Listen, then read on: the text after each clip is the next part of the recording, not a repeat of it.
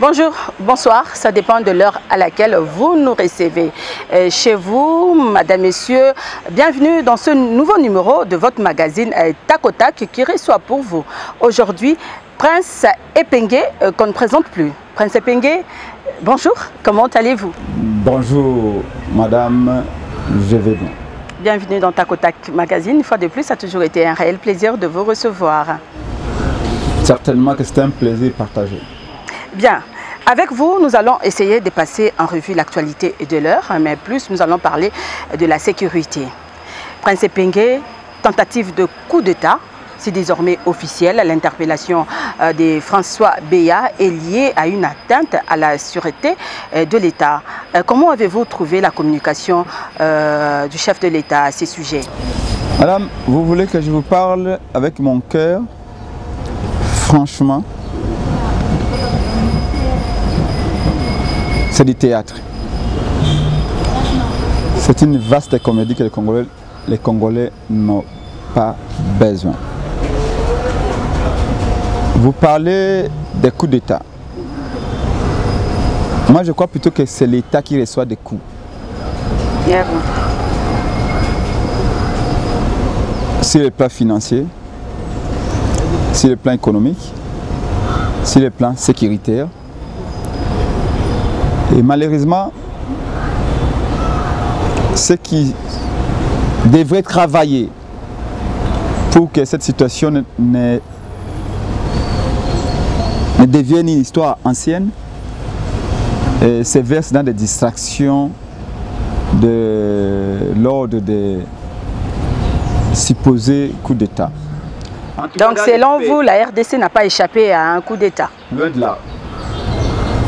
Madame, dans les faits, quand vous analysez les comportements de ces dirigeants illégitimes,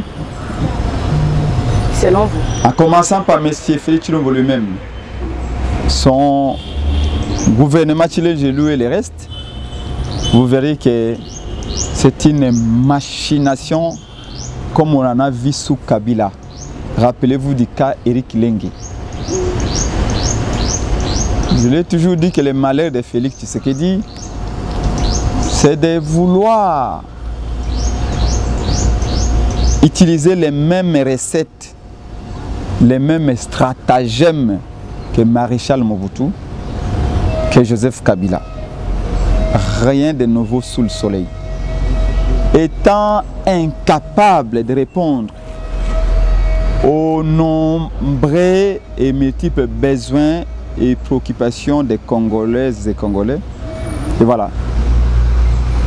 Il trouve que ce type de machinations sont les meilleurs moyens de détourner les regards des Congolais des problèmes qui devraient normalement faire la préoccupation de tout dirigeant légitime et responsable. Donc par là, je ne vous coupe pas la parole, vous voulez dire que non, c'est un coup monté, une mise en scène montée de toutes pièces pour que Fachi bénéficie de la sympathie de la population. Vous avez tout compris. Pour ne pas justifier sa gestion calamiteuse. J'avais raison de faire confiance, j'avais raison de faire confiance à votre intelligence et vous avez exactement compris. La question ici est, après 3 ans d'un exercice pénible, une gestion à tâtons du pouvoir, ils n'ont pas trouvé mieux que de transformer les institutions à des animateurs de pièces de théâtre. Vous avez vécu l'épisode Kabound. On a distrait. Ça aussi c'était une distraction, le feuilleton Kabound. Bien sûr. La guerre, c'est une guerre d'argent. Qui va s'enrichir en premier? Après l'épisode Kabound, il fallait trouver quelque chose à mettre sous la dent. Et c'est comme ça qu'on nous amène l'affaire, voilà, tentative de coup d'État. D'ailleurs, madame, jusqu'à ce jour, contrairement à ce que vous avez dit, ni la présidence, ni les gouvernements, moins encore le parti de M. Félix Mboli de PES, ne nous a clairement dit ce qui s'est passé. Au moins ce que les Congolais savent maintenant. Mais Kassongo, comment Yamba Yamba, le porte-parole, a dit que c'était officiel, il y a eu tentative d'un coup d'État. C'est pourquoi même François Bélier est toujours détenu. Il parle de l'atteinte à la sécurité de l'État. Oui, oui, mais atteinte. Concrètement, qu'est-ce que cela veut dire? Mais il y a plusieurs domaines dedans aussi, hein, il faut qu'on se le dise. Il y a voilà. la haute trahison, il y a beaucoup de choses les dedans. Les Congolais sont au moins dit une chose. C'est qu'en montant cette affaire-là, en maquillant cette affaire-là, avec un amateurisme jamais vu, ils ont créé une psychose. Est-ce que vous savez que quand ils ont créé cette affaire-là, les séjours-là, il y a des médecins qui ont abandonné les hôpitaux? Et probablement qu'il y a eu des malades abandonnés par des médecins qui sont morts. Est-ce que vous savez qu'il y a des enfants qui ont été empêchés d'aller à l'école par les parents? Ou des parents qui ont rappelé les enfants des écoles? Mais ça ne nous a pas empêché de tenir votre meeting, hein? C'était un dimanche. Il y a d'abord des conséquences. Ouais. Et sur le plan général. Mais quand vous regardez les comportements de M. Félix Tshombo qui revenait d'Addis Abeba, les jours même où on parlait de coups d'État ou de tentatives de coups d'État, les nouveaux narrateurs et porte-parole du régime Tshilin Gelou, M. Patrick Mouyaya, étaient partis lancer les festivités à Mani, à Goma. Il était en train de danser là-bas. Beaucoup de ministres étaient... On les a croisés dans les alimentations en train de faire les shopping tranquillement. Et vous parlez d'une tentative de coup d'État. Donc la ville était calme. Et au même moment, pendant que nous sommes en pleine période, hier, on était en train de perquisitionner un hôtel ici où François Béya tenait ses réunions, semble-t-il soutenir l'hôtel. Pour raison d'enquête, hein, parce qu'il est toujours détenu. Soit déjà pour raison d'enquête, parce qu'il est toujours détenu. Mais au même moment, on dit qu'on lève les couvre-feux. Le couvre-feu, Covid-19. Alors que, oui. Normalement, quand il y a tentative de coup d'État, quand il y a tentative de coup d'État et pour des raisons sécuritaires, parmi les premières mesures qui sont prises, c'est couvre-feu pour réduire la circulation et bien quadriller la ville au fait de savoir qui est qui. Voyez-vous qu'entre le mot relatif de coup d'État, qui n'est pas encore prononcé officiellement, et les actes, il y a une contradiction. Et ceci nous conduit à dire donc, que selon vous, il ne fallait pas jouer un jeu, mais c'est un jeu dangereux, un jeu qui fait perdre de l'argent au peuple. Est-ce que vous pouvez imaginer un seul instant? Tous ces détenteurs de capitaux, ces investisseurs qui sont au Congo actuellement, quand ils entendent que le Congo est aussi instable, quand vous parlez d'un coup d'État dans une nation, est-ce que vous pouvez imaginer les conséquences économiques et financières? Il y a des gens qui veulent venir investir dans ce pays. Mais il y a Pepsi, hein, cette grande société. Madame, Pepsi, le président de la République est en train de négocier. Combien de fois on a reçu des délégations américaines ici pour qu'ils viennent investir? Promettre, non, pas investir, promettre de vouloir investir. On a reçu des gens de la Serbie-Monténégro ici, des Serbes ici, qui ont pas de milliards à investir dans l'agriculture. Vous avez vu même un centime? Dernièrement, Macky Amer vous a dit quoi? Les investisseurs ne viendront pas parce que la corruption bat son plein. Alors vous me parlez de Pepsi qui viendra parce que tout... Cela a été le souhait de Mouzito. Mouzito est en train de voir son souhait se réaliser. Il a dit que les investisseurs ne viendront pas. De la distraction, madame. Sous M. Tshilombo, tous les investissements se conjuguent au futur. Alors, vous me parlez de Mouzito, je n'évite pas la question. Mouzito n'avait pas dit que les investisseurs ne viendront pas. Mouzito était quelqu'un de logique. Il avait dit, parce que le pouvoir n'est pas émané du peuple, parce que M. Félix Tshilombo était non élu, les Occidentaux qui savent qu'en Afrique, quand les pouvoirs sont pris dans des circonstances aussi douteuses, ne viendront pas. Parce que le pouvoir qui ne vient pas du peuple est par nature un pouvoir instable. Et personne n'osera investir 30 millions de dollars dans un pouvoir, dans un régime qui est par nature instable et qui peut être renversé demain après-demain.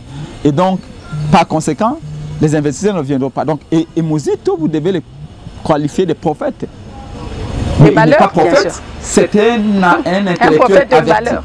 Non, pas un prophète de malheur. Parce qu'il a prédit le mal, donc il a souhaité que les investisseurs ne viennent pas. Avait établi un lien de cause à effet. Parce que Félix n'est pas légitime, son régime sera instable. Et parce que son régime sera instable, aucun investisseur ne viendra jeter ses 100 millions de dollars dans un régime ou dans un pays instable. C'est ce qu'il avait prévu, c'est ce qui arrive aujourd'hui. Et donc, nous disons, madame, stop à la distraction. La plus grande satisfaction pour mon parti de Congo et la Mouka, c'est que le peuple n'y a pas cru. C'est que les Congolais sont restés à 90% dubitatifs face à ce scénario monté de toutes pièces pour distraire l'opinion. Félix était incapable de trouver des solutions. Voilà, nous les souhaitons bonne chance d'aller à l'aventure. Mais le peuple a dit rendez-vous 2023. Bah, tout de suite après, François Beya a été remplacé par son adjoint, son assistant Jean-Claude Boukassa. Selon vous, est-ce que c'est une bonne décision? Parce que si réellement François Beya est suspecté, c'est que son adjoint aussi doit être suspecté. Tout un cabinet, il faut un toilettage. Comment peut-on nommer son adjoint pour assurer l'intérim? Encore une fois, madame, vous êtes suffisamment intelligente pour tout comprendre. Là, vous êtes en train de monter, d'ajouter encore la pièce manquante du puzzle. Non, c'est la population qui se demande. Il y a des gens qui vont poser la question. Et là, vous avez étalé les mensonges sur toutes ces facettes et dans tout son état. Nous sommes encore dans une période d'enquête. Et une enquête qui devait conduire à conclure qu'il y aurait eu un coup d'État. D'abord, il faut noter que ce serait le premier coup d'État opéré par des civils. Le premier coup d'État traité avec une telle légèreté que même les enfants s'étonnent, ça n'étonne. Et c'est le premier coup d'État qu'on traiterait avec une telle légèreté au point même de faire fuiter les secrets de l'enquête. L'enquête est par nature secrète. Et encore que cette enquête se passe au plus haut niveau. Et l'enquête qui touche à la vie de l'État. C'est autant dire, madame, que personne n'est en sécurité dans ce pays. Si on voit que ces gens qui sont censés collecter toutes les informations relatives à la sécurité, ça a misé autant dans des enquêtes légères. Madame, il y a de quoi espérer que ce régime, cette parenthèse Tshilombo s'arrête le plus vite possible. Et nous comprenons par là qu'avec cette légèreté, pourquoi les Rwandais nous narguent? Bien, je voulais aussi vous poser cette question par rapport aux propos narguants des Kagame, une fois de plus, mais jusque-là, nos dirigeants n'ont pas réagi. Félix, le gouvernement, personne n'a réagi. Un pays mort,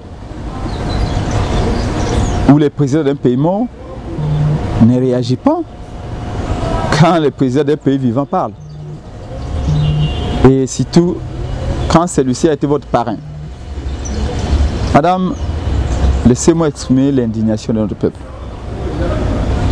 On m'appelle Molobeli à peuple Prince Epenge. Laissez-moi vous dire le désarroi, l'indignation du Congo profond.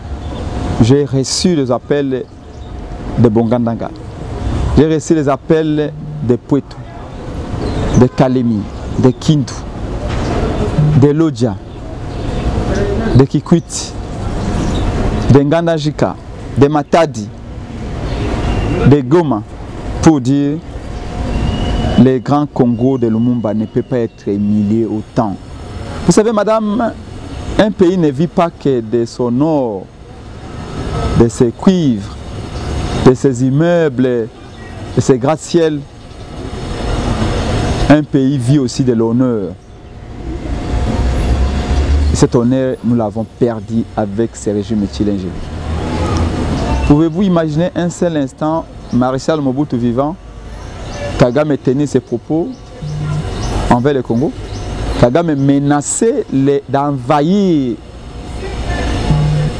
le Congo par la force quand il veut, où il veut, s'il veut et comme il veut, sans recueillir l'autorisation de qui que ce soit. C'est-à-dire qu'en face de lui, il y a un vide. Peut-être qu'ils se sont en insécurité avec cet état de siège. Peut-être qu'ils se sont menacés. C'est une menace. C'est pourquoi ils s'agitent. Parce que même à l'époque de Mobutu, de Kabila, il était calme, il ne parlait pas. C'est une menace directe et claire. Kagame a des intérêts au Congo. Ces intérêts sont couverts et défendus par M. Félix Tshilombo. Comme toujours, chaque fois, ces propos viennent pour dire à celui qui garde ses intérêts qu'il reste toujours le même. C'est comme un enfant. Vous le mettez en garde en permanence pour qu'il ne change pas d'attitude. Et vous l'avez formaté pour qu'il garde cette attitude-là. Vous n'avez pas besoin d'être Einstein ou Margaret Thatcher pour comprendre, madame. La réalité, elle est là. Mais pourquoi Kagame se sent autant à l'aise? Mais certains disent que non, ils se sont menacés, c'est pourquoi il réagit comme ça. Comment? Menacé par qui? Menacé par qui? Par le pouvoir, bien sûr. Quel pouvoir? Le régime de Félix? Oui. Mais ça, Kagame et Félix ne savaient pas devenir président. Mais comment ça? Mais vous le savez? Non, je ne sais rien. Vous vous rappelez quand l'ambassadeur Mm. italien a été assassiné à l'Est, vos confrères de TV5 Monde, oui, l'ambassadeur italien, que pour devenir être trôné à Kinshasa président, il faut que le Rwanda donne sa bénédiction. Et Kagame précisément. Disons vrai. Disons la vérité au peuple. Aujourd'hui, notre pays, avec M. Félix Tshilombo, est contrôlé par Kagame. Nous l'avions dit, les preuves sont là. Mais pourquoi Félix ne réagit pas? Pourquoi le porte-parole de ce régime Tshilombo ne dit mot? C'est une menace, madame. Comme je vous ai dit, un pays vit également de l'honneur. Il y a des moments où on peut accepter tout cœur de sauver son honneur. Sommes-nous devenus un pays faible? C'est un État faible? C'est ça? C'est ce que vous voulez dire? La faiblesse de l'État a commencé par M. Félix, par M. Kabila, et a pris des proportions encore insupportables avec le pouvoir de Félix Tshisekedi. Et Kagame sait qui a lancé le message ici que le pays était mort. C'est M. Félix Tshilombo. Il a dit que vous avez sorti une phrase dans son contexte. Donc il a dit que Mboka Ekufa toye poto tombola. Toya ko relever Mboka Ekufa et le ko toye. Il a dit que Mboka Ekufa. Et Kabila Kagame, ce message est tombé 5 sur 5 dans ses oreilles. La question que les Congolais se posent, pourquoi il n'y a pas eu de réponse? De la part de M. Félix Tshilombo pour dire à Kagame, non, monsieur, tu ne peux pas menacer les grands Congo. Et le porte-parole aussi n'a rien dit. Le Congo est peut-être malade, le Congo est peut-être faible, mais le Congo n'est pas mort, son peuple non plus. C'est un silence complice, selon vous? Un silence plus que complice. Félix est à genoux face à Kagame. Il est à genoux. L'hymne national dit que dressons nos fronts longtemps courbés. Malheureusement, Félix a les fronts courbés face à Kagame. Voilà pourquoi les Congolais appellent de leur vœu des élections pour que Fayulu arrive et qu'il regarde en face Kagame pour lui dire que le grand Congo ne se pliera pas. Madame, Kagame n'est pas sa première. En 2021, il avait nié les massacres de Kasika en 1998, de prêtres catholiques, notamment égorgés à l'époque, par l'armée rwandaise quand elle entre au Congo, sous la rébellion de Bemba et Berubero et les autres. Ensuite, Kagame va traiter Dr Mukwege, le très honorable Dr Mukwege, qui fait la fierté du Congo aujourd'hui. Kagame va le traiter des valeurs de l'Occident, de manipuler, tout simplement parce que Dr Mukwege a dit il faut appliquer les rapports mapping. Entre guillemets, vous savez que si la Cour internationale de justice venait de condamner l'Ouganda, c'est grâce au fait décrit, détaillé par les rapports mapping. Et donc bravo à Dr Mukwege qui a fait la promotion, bravo au président élu parce que c'est les deux seuls Congolais qui au plus haut niveau se sont liés plutôt, ont fait front commun pour l'application du rapport Mapping, alors que M. Félix Tshisekedi disait que les rapports Mapping, il faut l'écarter. Lui, il préférait la justice transitionnelle. Et après avoir injurié Dr Mukwege, Kagame vient de dire menacé d'envahir le Congo. Et malgré cela, un silence de mort, un silence, je dis bien, de cathédrale. Qu'est-ce que nous pouvons en conclure? C'est que Félix est complice. D'où nous pensons que les Congolais doivent mesurer le caractère, ou je veux dire la traîtresse de ces institutions et faire en sorte qu'il y ait un seul coup d'État. Un seul coup d'État? Oui. Vous souhaitez un coup d'État? Ce seul coup d'État se passera dans les urnes. Ça, c'est plus un coup d'État. Ah oui, madame. Les élections, oui. Non, non, attention. Attention. Je vous ai dit à l'entame, je vous ai dit à l'entame de mon propos que l'État reçoit des coups. Mais les véritables coups d'État se fera dans les urnes. La véritable insurrection se fera dans les urnes. Parce qu'aujourd'hui... Il faut bien vous expliquer pour, madame, que les téléspectateurs qui nous suivent comprennent. Il y aura un coup d'État. Parce que quand vous dites qu'il y aura un coup d'État, il y aura une insurrection. On risque de vous soupçonner. Il y aura une insurrection électorale.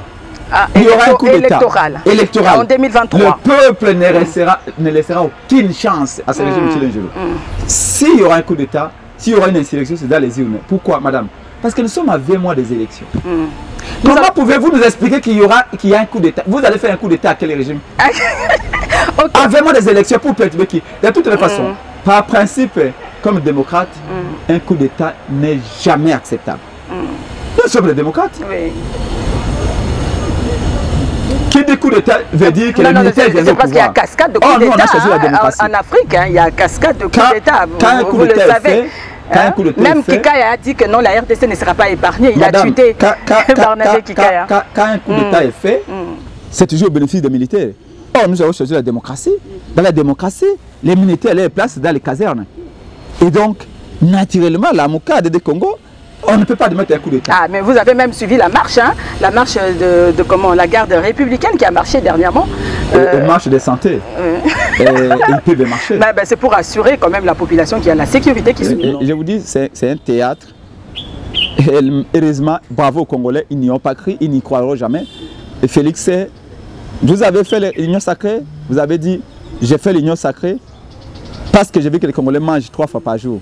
Aujourd'hui, même une fois par jour, les Congolais ne mangent plus. Bien, messieurs, attelez-vous à trouver des solutions. Vous avez 20 mois. Rapidement. Parce qu'à l'issue de 20 mois, les Congolais ne te laisseront aucune chance. Bien, nous allons parler de la CENI, de l'organisation des élections. Mais avant, parlons un peu de ces dossiers Ouganda-RDC. La Cour, la justice internationale a tranché 325 et quelques millions de dollars au lieu de 10 milliards. Parce que la RDC avait demandé comme dommage à intérêt 10 milliards. Mais la Cour a tranché, la justice internationale. Comment votre réaction par rapport à ça? Parce que j'ai même appris que l'Ouganda a rejeté même la décision de la Cour. Madame, j'allais venir pour te dire, vous savez pourquoi l'Ouganda a été condamné à 300 et quelques millions de dollars? Pourquoi? C'est parce que Félix nous a trahi dans ce dossier. Ah bon? Expliquez-vous. Comme vous l'avez si bien rappelé, l'Ouganda a occupé le Congo de 1999 en 2003. L'Ouganda, par sa barbarie, a occasionné plus de 15 000 morts.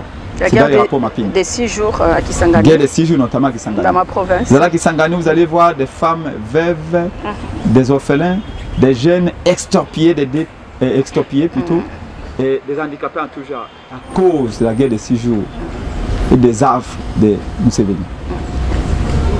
Et les dommages ont été bien estimés à plus de 10 milliards de dollars. Oui. La plainte a été déposée. Quand M. Félix Tshilombo arrive en 2019 au pouvoir, il avait des acquaintances sérieuses avec Museveni, le président de l'Ouganda. En 2021, Félix va saisir, le gouvernement congolais va saisir la Cour internationale de justice pour lui suggérer de faire un arrangement à l'amiable avec l'Ouganda. Alors qu'il sait très bien qu'aucun bourreau n'accepte facilement des réparations ou d'être condamné. Mais malgré cela, M. Félix Tshisekedi a saisi la Cour internationale de justice pour qu'il y ait un arrangement à l'amiable. Comment chercher un arrangement à l'amiable avec quelqu'un, avec un pays, avec Museveni qui a massacré plus de 15 000 de vos frères? Et à cause de cette demande du régime Tshilingelo en 2021, que la Cour internationale de justice a commencé à minimiser les faits. Alors qu'il devait laisser seulement la plainte du Congo continuer son bonhomme de chemin jusqu'à ce que l'Ouganda soit sanctionné. On aurait pu obtenir 6 milliards, 7 milliards. Donc selon vous, Félix Tshisekedi est à la base de tout ça. Et avec cette mutualisation... Je ne vais pas me verser dans les monismes explicatifs, madame. Un autre facteur qui a contribué, parce qu'il y en a deux. Premier facteur, je voulais citer, c'est la lettre du gouvernement Tshilingelo en 2021 de M. Félix Tshilombo qui demandait un arrangement à l'amiable avec l'Ouganda. Parce que bien entendu, en coulisses, il a négocié avec son ami Museveni. Deuxième facteur, c'est quand vous lisez la condamnation de l'Ouganda, il est dit que le gouvernement congolais n'a pas suffisamment présenté des faits et que la Cour internationale de justice s'est présentée beaucoup plus sur les rapports mapping. Comment pouvez-vous expliquer qu'un gouvernement est incapable de ramasser, de collecter les faits, les preuves, alors que les preuves, il y en a les gens, il y en a plein à Kisangani. Le cimetière est là. Oui, d'ailleurs moi j'étais à Kisangani. Les handicapés, il y en a des centaines. J'ai visité, oui, le cimetière. Comment M. Félix Tshilombo et son régime ont été incapables d'amener des faits? Voilà les deux facteurs qui ont fait que le Rwanda puisse en tirer, plutôt l'Ouganda puisse en tirer avec 300 maudits millions de dollars qu'il refuse d'ailleurs de payer. Qu'il refuse aussi de payer. Oui. Madame, personne n'a jamais trahi le Congo et les Congolais que M. Félix Tshilombo, autant que M. Félix Tshilombo. Et ils seront jugés. Les tribunes de l'histoire, c'est là qu'on se fait. Puisqu'on parle de sécurité, comment évaluez-vous en une minute, comment évaluez-vous l'état de siège? Il y a toujours des tueries là-bas, à Ituri, et puis voilà, ça continue. Mais on sent quand même que la RDC est en train de, l'armée congolaise est en train de se défendre. Hein. Si vous voulez savoir le bilan de l'état de siège, référez-vous au dernier massacre qui s'est passé le 1er février 2022. 60 Congolais massacrés dans le territoire de Djougou, dans la province de l'Ituri. Sous état de piège. Je dis bien 60 Congolais. Et depuis le début, depuis je crois le mois de mai 2021 jusqu'au mois de février 2022, c'est le pain quotidien de nos frères de l'Ituri et du Nord Kivu. Dernièrement, les députés de l'Ituri viennent de dire qu'il faut évaluer. Kassekwa, n'est-ce pas? Aujourd'hui, notre compatriote Kassekwa, député de la dynamique, oui, nous avons suivi de la MOCA, a décidé et menacé. Qui a dénoncé les abus. Parce qu'il dénonce les abus. Les militaires ne sont pas bien encadrés. Les rations des militaires n'arrivent pas. Les soldes non plus. Et l'équipement est vétuste. Les généraux envoyés là-bas s'en donnent à des collectes d'impôts plutôt qu'à mener la guerre. La question de l'infiltration n'est pas résolue. Entre-temps, il a amené plus de 6 armées. Je ne sais pas comment ces armées-là coexistent sur le terrain. Mais il a amené il y a les Américains, un agrégat d'armées. Il y a les Ougandais aussi maintenant. On ne sait pas comment ces armées-là existent. Nous avions dit, rappelez-vous, quand il a décrété l'état de piège, le président Martin Fayulu, Adolphe Muzuto, avait émis un communiqué de la MOCA à 6 points pour se questionner si le caractère réaliste de cet état de siège. Et un mois après, le ministre de la Défense avait dit qu'il y avait eu une improvisation, une impréparation dans la façon de faire cet état de siège. Et ceci explique cela, les conséquences sont là. Nous sommes à plus de... Donc selon vous, il y a chaque semaine des centaines de maisons brûlées, des villages vidés, des Congolais massacrés. Félix dit, l'état de siège va continuer. Et comme par hasard, on voit M. Kadimaki, quand il publie sa feuille de route, il dit il y a une contrainte sécuritaire. Ça veut dire que pour eux, tant qu'ils entretiennent, parce que là, il faut le dire clairement. C'est ce qui s'est passé aussi avec Kabila, on a privé aujourd'hui, Félix est en train apparemment d'entretenir l'insécurité. L'insécurité. Apparemment, Félix est en train d'entretenir l'insécurité à l'Est, en maintenant l'état de siège. Et est-ce que ce n'est pas pour que son cousin Kadima dise, parce que mon cousin... Mais si maintenant les ADF là opèrent, c'est parce qu'ils se sentent déjà en insécurité. C'est pourquoi ils opèrent comme ça, ce sont des terroristes. Parce que M. Félix Tshisekedi serait en train d'entretenir l'insécurité à l'Est, il n'y aura pas des élections, tant qu'il n'y aura pas le tout de la paix. Dans tous les cas, madame, il se faut voir, il y aura élection, il n'y aura pas de glissement, pas de dialogue pour partager rapidement, pour la Mouka. Il faut qu'il y ait des élections. Bien, pour abréger la souffrance des Congolais. C'est détournement de millions chaque année, comme on entend le ministère de la Santé, 300 millions détournés. Et Kazadi vous dit entrons directement dans le sujet. Détourner l'argent. La CENI, oui. Madame, il faut que ce régime puisse être emballé et qu'on fasse un cadeau au diable. Au diable. Comme vous venez là de parler des élections, on va parler de la CENI qui a déjà publié sa feuille des routes. J'aimerais savoir quand même si vous êtes de ceux qui croient à la tenue des élections en 2023 ou de ceux qui voient un glissement. Il y aura élection. Parce que s'il n'y a pas élection, il y aura un vide. Élection ou rien. Nous, la Mouka, c'est depuis le mois de mars 2019. S'il vous plaît, que le président de la République élu Martin Fayulu avait mis sur le marché une proposition de sortie de crise. Donc vous croyez à la tenue des élections en 2023? Il proposait des réformes, principalement de la CENI. Mais c'est Félix Tshilombo n'a pas voulu entendre. Oh, Martin Fayulu, qu'est-ce qu'il veut, quel type de réforme, et tout va bien. Et après 2 ans, ils disent non, réforme. Il boutique les choses, il fait passage en force, il nomme son cousin, sa nièce et son neveu à la CENI et son ami à la Cour constitutionnelle. Il dit, les réformes sont là. Vous avez à la Cour, au ministère des Finances, M. Kazadi. Vous avez à la CENI, M. Kadima. Vous avez à la Banque centrale, une certaine Kabedi. Vous avez à la Cour constitutionnelle, un certain Kalouba. Mais ce n'est pas une élection pour un village à Kananga. Donc il n'y a pas d'équilibre. Ou en Gandajika.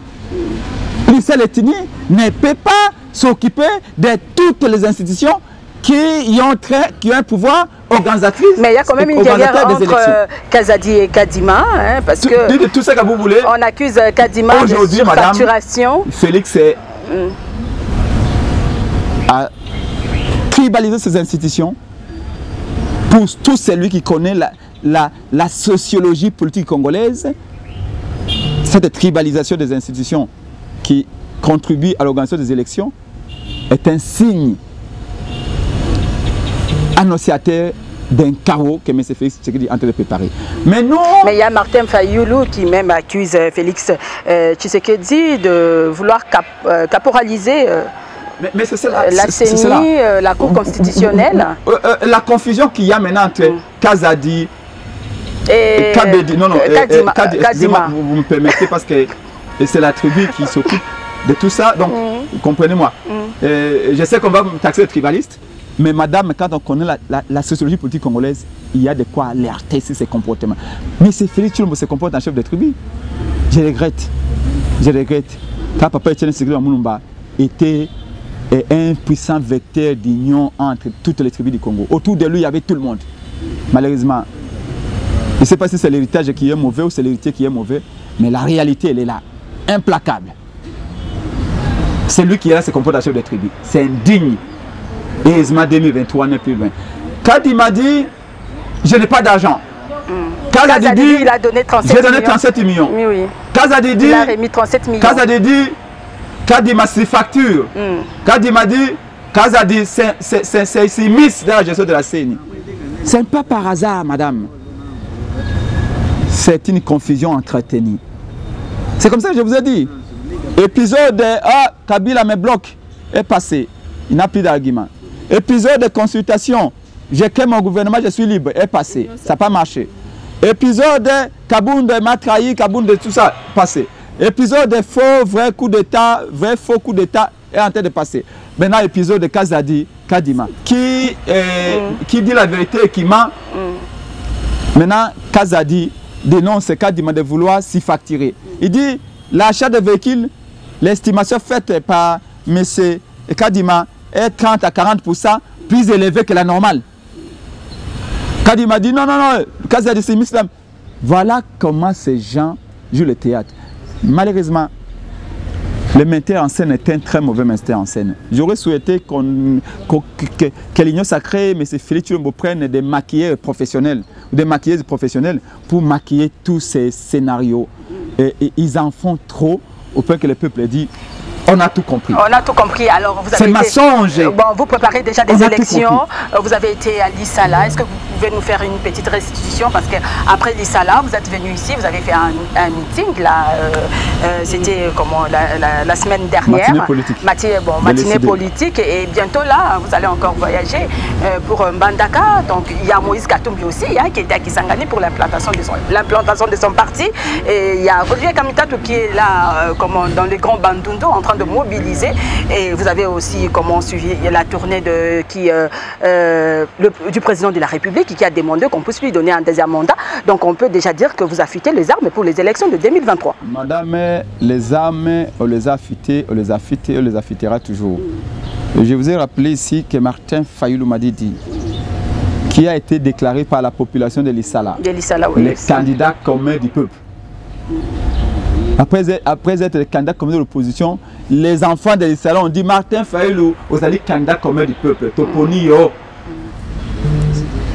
L'accueil de Martin Fayulu à l'Issala se passe de tout commentaire. J'aime bien un musicien congolais, Papa Wemba, paix à son âme, qui avait dit étale les Keseni. Yabolingo et Keseni na ya kanda. Et Martin Fayulu, nous disons accueil et paix Keseni. Cet accueil de Martin Fayulu, c'est l'accueil de l'amour, sans argent. Il y a une chanson fétiche à l'Issala. Après sa bongoté, après sa polote, tu voter na copé, tu voter quand il voter na 2023. J'ai dit chapeau bas aux enfants de l'Issala. Vous avez vu triomphal. Mais comment historique, mais c'était quoi le message? C'était quoi le message de Martin? Le président a dit à la population de l'Issala que vous n'avez pas d'eau, vous n'avez pas d'électricité, vous n'avez pas d'emploi, et pourtant vous êtes entouré d'un fleuve majesté. Mais je vous dis une chose, il y a un monsieur qui vous a dit que le Congo est mort. Moi, Martin Fayulu, je vous dis, je vous amène un message d'espoir. Il y a quelques membres de l'ECD qui se sont plaints quand même qu'il n'y avait rien. L'Issala est Koufi, il n'y a rien. Équateur zéro. Martin Fayulu a dit que le Congo n'est pas mort, l'Issala non plus. Le Congo est malade, certes, l'Issala est malade aussi, mais battons-nous, amenons des dirigeants intelligents, compétents et une expérience avérée en 2023. Et l'Issala, comme le Congo, vont bénéficier d'une thérapie de choc. Mais dans les Congos profonds. Et l'Issala aura du courant, aura d'eau. Et les enfants de l'Issala ont dit Martin Fayulu. Et c'est ce qui j'ai beaucoup plus retenu. Mais vous ne faites que ça promettre les politiques, non, la population non, la population si on a marre, hein, vous les politiques, les politiciens, vous ne faites que promettre. Aujourd'hui c'est l'opposition, vous étiez avec Fachi au pouvoir, dans l'opposition, c'est l'opposition qui a le pouvoir aujourd'hui, mais on ne sent pas la puissance de l'État dans le Congo profond. Hein, à Kisangani, j'étais à Kisangani, à Kikwiti, tout ça, la population est vraiment abandonnée à son triste sort. Hein. Il n'y a pas d'électricité, il n'y a pas à manger, tout est difficile. Pour ne pas parler, parce que la RDC, c'est pas Kinshasa. La RDC, c'est Kabea, Kamanda, chez vous, là-bas, dans les Sankourou, il n'y a même pas, je ne sais pas, un aéroport, je ne sais pas si on peut appeler ça comme ça, partout. Rien ne va dans le pays, en RDC. Rien ne va, mais à parce que nous avons des mauvais dirigeants, des dirigeants égoïstes. Aujourd'hui, vous dites que vous allez faire mieux. Parce que Fachi aussi à l'époque avec Étienne Tshisekedi d'ailleurs disait dans 6 mois je vais changer le Congo. Mais aujourd'hui ça fait 3 ans, je ne sais pas, on va parler du bilan aussi de Fachi qui était de l'opposition. Et vous êtes là maintenant, vous faites la résistance. Vous promettez mais on ne sait pas. Peut-être quand vous serez là aussi vous n'allez pas faire mieux. Madame, on est un peu déçus, la population est un peu déçue de nos politiques. Ne commettez pas le péché de comparer Étienne Tshisekedi Mulumba et Félix. Ah. Et surtout pas de comparer Félix et Fayulu. Félix n'a pas le même cursus, n'a pas le même background que Martin Fayulu. S'il n'est pas des études. Martin Fayulu est largement supérieur. Si les plans politiques, quand Martin Fayulu avait commencé la politique, Félix n'était pas encore en politique. On dit toujours que ce sont des experts qui tuent ces pays, hein, des gens qui parlent trop français et tout ça, qui ont étudié, mais qui ne font rien. Tout est à relativiser. Mais Fachi est entouré, Kabila a été entouré des intellectuels, de professeurs des universités. Mais... Tout est à relativiser. Si le plan d'expérience professionnelle, Martin Fayulu n'a pas eu la même trajectoire que Félix Tshisekedi. Mais laissez-moi vous dire une chose. Là où la comparaison ne tient pas, l'IDPS c'est des années 80, 82 à sa création. C'était l'IDPS qui avait une idéologie. L'IDPS de Kibasa, de Liaou et Papa Etienne Tshisekedi. Et un désordre maintenant après la mort de Tshisekedi. Et après, il y a eu l'IDPS de Tshisekedi, comme personne. Où l'état des droits était théorique. Et enfin, il y a l'IDPS des viscères, qui n'a ni idéologie, ni slogan théorique, mais qui s'en donne à des détournements tels que vous le voyez aujourd'hui. Donc, en matière de comparaison, madame, il faut éviter. Vous savez, vous pouvez être dans un... Vous êtes universitaire, madame. Vous avez été dans un auditoire. Peut-être pour le cours de l'histoire politique du Congo, en première année graduate. Vous étiez peut-être 300. Un même professeur, même cours, même auditoire, dans les mêmes conditions. De janvier au mois de septembre. Mais lors de la proclamation, vous avez obtenu 70%. Votre collègue qui était dans le même auditoire, dans le même banc, dans les mêmes conditions, la même année, et a le même cours, le même professeur, a obtenu 40%. C'est pour dire que la comparaison n'est pas raison. On ne peut pas comparer. D'autant plus que les études que nous faisons, l'expérience professionnelle que nous avons avant d'arriver au pouvoir, l'expérience politique que nous avons avant d'arriver au pouvoir, compte aussi pour beaucoup dans la réussite ou dans les échecs que nous collectionnons. Et donc, ce que vous voyez, l'échec de Félix que vous voyez aujourd'hui a des facteurs lointains qu'il faut aller chercher pour expliquer et pour comprendre. Donc, de ce côté-là, ne comparez pas ce qu'on ne peut pas comparer. Martin Fayulu, Félix Tshisekedi, Etienne Tshisekedi, Mulumba, il n'y a pas de comparaison possible parce que chacun a une trajectoire politique, a une trajectoire professionnelle, a une trajectoire académique qui n'ont absolument pas de photo. Donc selon vous, s'il arrivait au pouvoir, Fayulu va faire mieux que Fachi. Parce que Fayulu a une idée claire de ce qu'il veut faire du Congo. Madame, dans cette période, Kabila a organisé 3 dialogues. Vous savez pourquoi la dynamique a été divisée? C'est parce que la moitié de la dynamique était partie manger avec Kabila lors du premier dialogue. Kabila a organisé un deuxième dialogue. Les forces acquises au changement à l'époque, une partie était partie, Martin Fayulu n'est pas parti. Le troisième dialogue, Kabila a débauché, sont partis, Martin Fayulu est resté constant, égal à lui-même dans ses valeurs. Mais cherche encore. Les derniers dialogues organisés ou les consultations de M. Félix Tshilombo. Katumbe est parti, on l'a récompensé avec 4 ministères. Bemba est parti, on l'a récompensé avec 3 ministères. Martin Fayulu a dit, mon combat n'est pas un combat de poste. Donc aujourd'hui, tu ne peux même pas rêver, même dans les combats les plus profonds, que Martin Fayulu... dialogue aussi, hein, Fayulu, là. Pour obtenir quoi? Parce que je vous ai cité 3 dialogues organisés par Kabila, Martin Fayulu a dit non. Tous sont partis. Un dialogue ou consultation organisée par Tshilombo, tous sont partis. Vous avez organisé des marches pour une CENI dépolitisée. Mais où est-ce que vous en êtes aujourd'hui? Mais madame, nous sommes dans une république. Nous ne disons pas que nous sommes les seuls. Seul Félix pense que non. Il s'appelle maintenant Dieu le Père, les dépositaires ou les propriétaires du Congo. Et il se trompe. Et bientôt, il va comprendre que le peuple c'est l'aéroport. Lui peut-être c'est un avion. Il va finir par atterrir.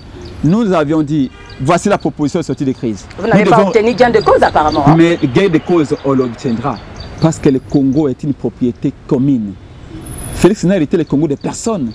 Il est l'héritier de Tshisekedi. Moi, je suis l'héritier de Lumumba. Et comme tout autre. En quoi il peut m'intimider, ou il peut nous faire peur, ou il peut dire, voilà, c'est moi. Personne, madame.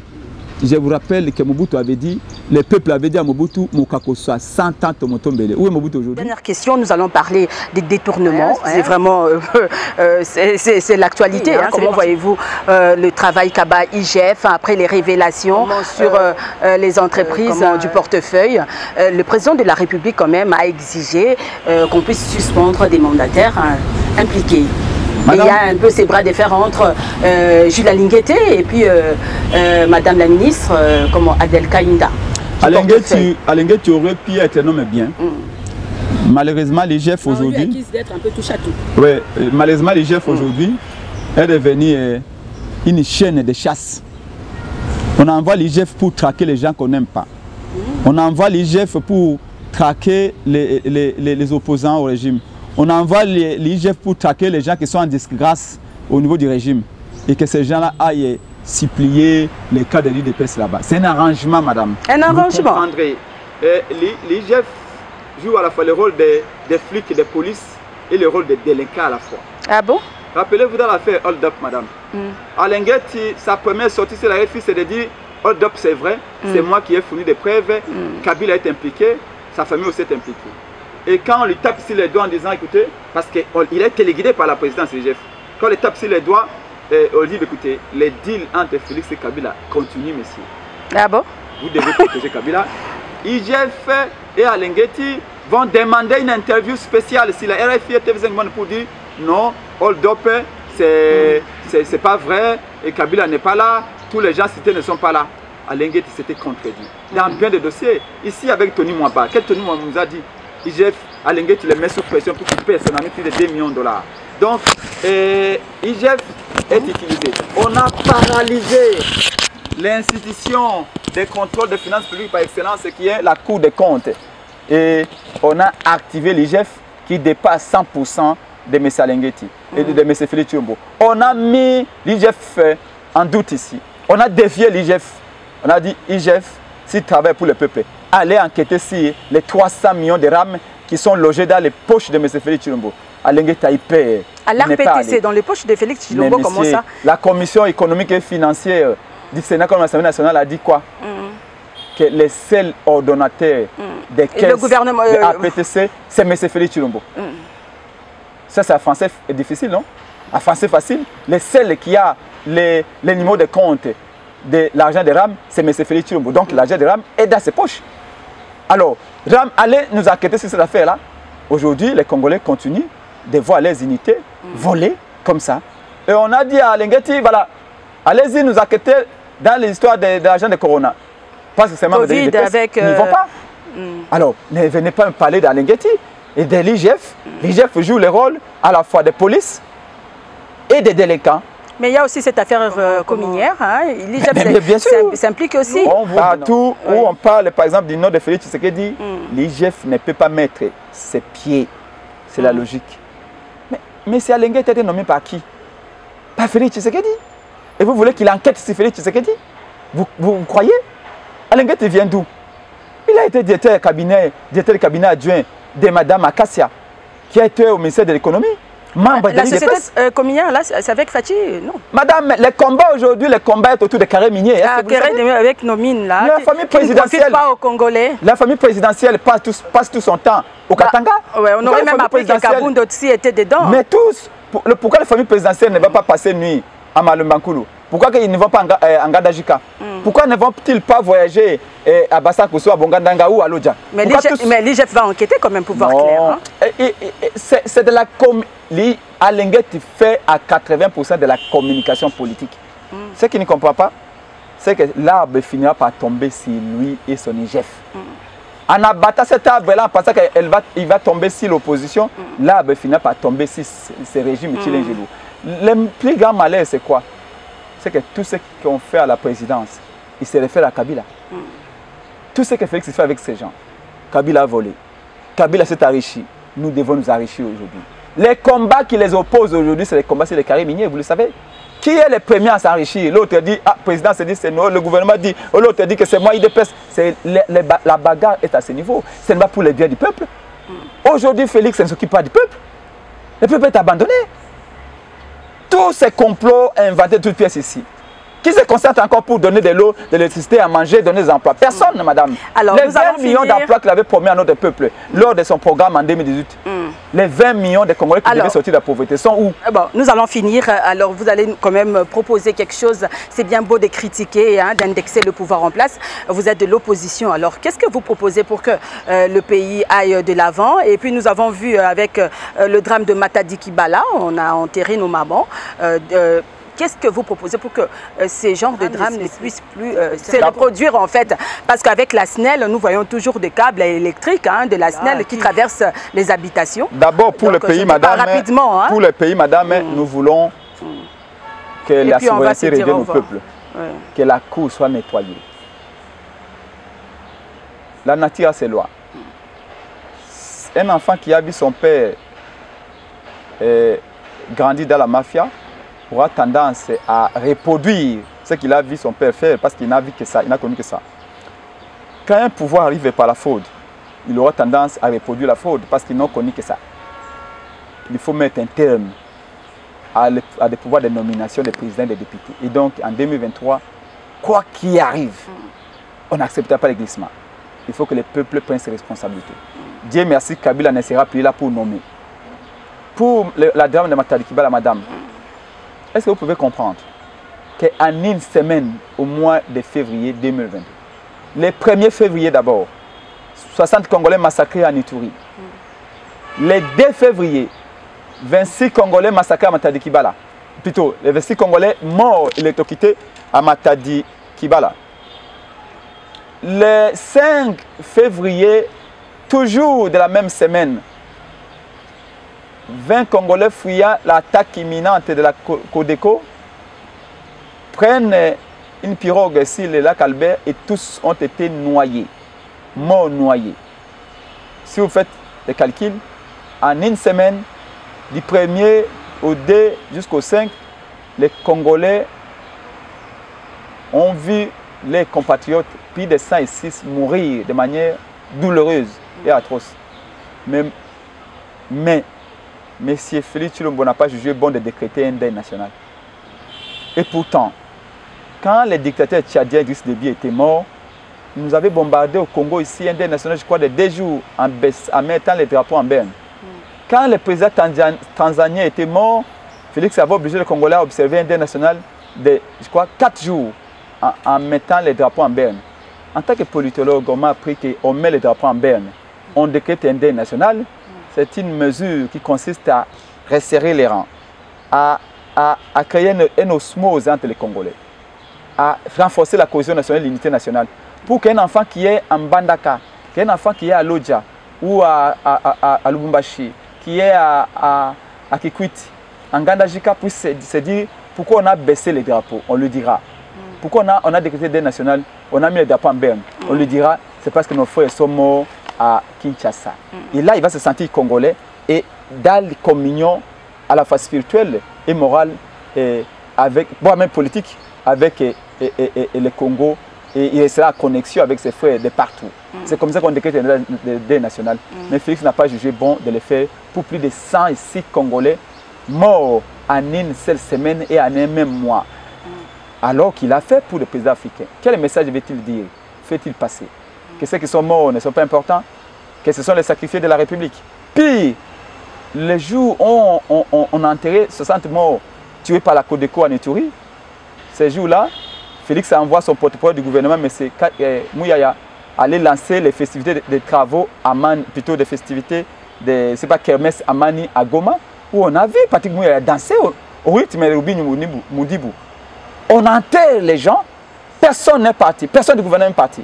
Quant à Matadi Kibala, madame, l'État doit prendre ses responsabilités. Les ventes à famine à point d'oreille. Il faut planifier les choses. Il faut que cette ville soit reconfigurée. Il faut qu'il y ait un nouveau plan d'aménagement du territoire. Il faut que chacun fasse son travail, chaque ministre. Il n'y a pas assez de marchés. Oui. Là où il y avait des marchés, on a vendu. Là où il y avait des terrains de football, on a vendu les espaces verts. Ça n'existe plus. Et nos pauvres mamans-là ne sortaient pas avec l'idée de se faire tuer. Vous allez raconter la mort. Elle partait vendre pour survivre.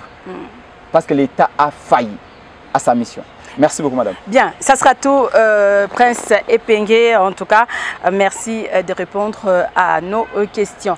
Ça sera tout, mesdames et messieurs. Merci à vous de l'avoir suivi. Merci à l'équipe technique. Au revoir et à la prochaine.